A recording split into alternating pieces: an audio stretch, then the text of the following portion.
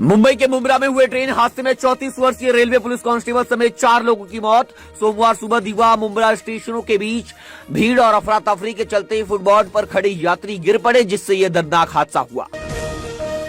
Mumbra railway हादसे में मृत व्यक्ति के परिजनों को राज्य सरकार की ओर से 5 लाख रुपए का मुआवजे का ऐलान किया गया।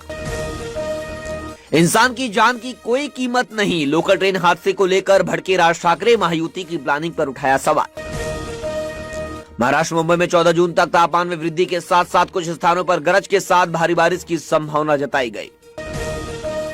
राज ठाकरे के साथ गठबंधन से पहले आदित्य ठाकरे का बड़ा बयान, कहा हम किसी भी पार्टी के साथ गठबंधन के लिए तैयार हैं।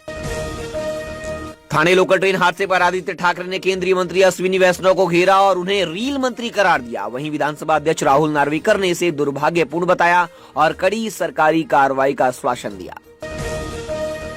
मुंब्रा हादसे के बाद रेलवे बोर्ड ने सभी उपनगरीय ट्रेनों में ऑटोमेटिक डोर क्लोजर लगाने का फैसला किया है। सोमवार को Kasara CSMT fast local train से भीड़ के चलते मुंब्रा स्टेशन के पास दर्जन भर से अधिक यात्री गिर गए। ठाणे मुंब्रा ट्रेन हादसे को लेकर महाराष्ट्र कांग्रेस ने रेल मंत्री अश्विनी वैष्णव के इस्तीफे की मांग की। कांग्रेस नेता सबकाल ने शौक जताते हुए कहा कि पिछले 11 वर्षों में महाराष्ट्र और मुंबई के लोग केवल बुनियादी ढांचे और आसान यात्रा के खोखले वादे ही सुनते आ रहे हैं। मुंब्रा लोकल ट्रेन हादसे में भीड़ भाड़ के चलते 5 लोगों की मौत हो गई, जिनमें एक GRP अधिकारी भी शामिल है, जबकि 9 घायल हैं। चश्मिदुदों के अनुसार मुंब्रा और दीवा स्टेशनों के बीच एक मोड़ पर अत्यधिक भीड़ के कारण कई यात्री दरवाजे के बाहर गिर पड़े।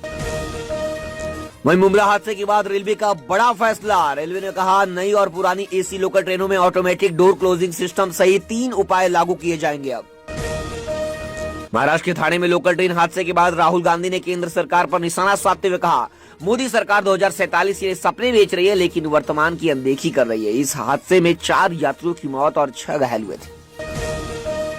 मुंबई एयरपोर्ट पर कस्टम विभाग ने बैंकॉक से आए एक यात्री को 94 दुर्लभ विदेशी प्रजातियों की तस्करी के आरोप में गिरफ्तार किया।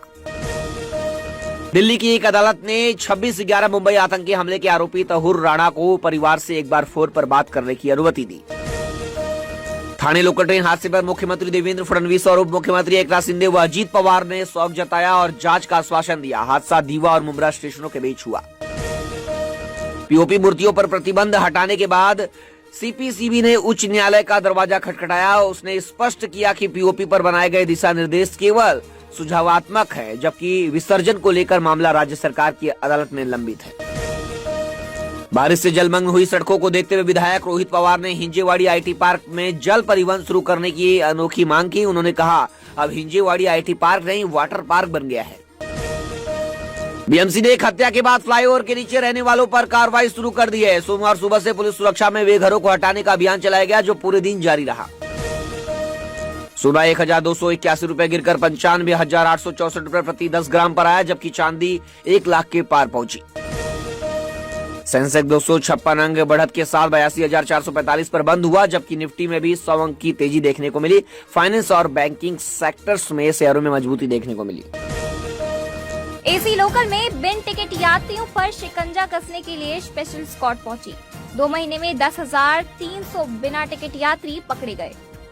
मुंबई की AC लोकल ट्रेनों में बिन टिकट यात्रियों की बढ़ती संख्या पर लगाम लगाने के लिए रेलवे ने 30 मई से विशेष स्क्वाड तैनात किया है। इस विशेष अभियान के तहत अब तक 6 दिनों में 709 बिन टिकट यात्री पकड़े गए। 15 टीमों की यह विशेष स्क्वाड AC लोकलों में लगातार टिकट जांच अभियान चला रही है। पिछले 2 महीनों में 10,300 से अधिक बिन टिकट यात्री पकड़े गए हैं, जिसमें लगभग 57.5 लाख रुपए जुर्माना वसूला गया है। रेलवे के अनुसार सबसे ज्यादा बिना टिकट यात्रा करने वाले यात्री चर्च गेट से विरार के बीच में AC लोकल में देखे गए।